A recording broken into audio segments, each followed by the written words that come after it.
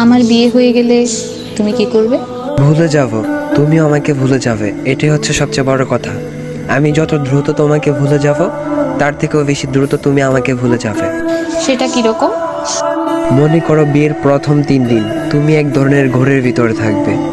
শরীরে গয়নার ভার, মুখে মেকআপের প্রবলেম, চারদিক থেকে ক্যামেরার ফ্ল্যাশ, মানুষের ভিড়।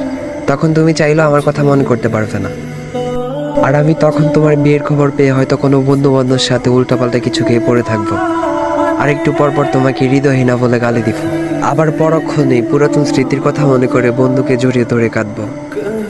বিয়ের পরের দিন তোমার আরো ব্যস্ত সময় কাটবে। স্বামী আর মিষ্টির প্যাকেট নিয়ে বিভিন্ন আত্মীয় স্বজনের বাসায় ঘুরে বেড়াবে। আমার কথা তোমার হঠাৎ হঠাৎ মনে পড়বে, এই যেমন স্বামীর হাত ধরার সময়, একসাথে রিক্সা চড়ার সময়। আর আমি তখন ছন্নছাড়া হয়ে ঘুরে বেড়াবো।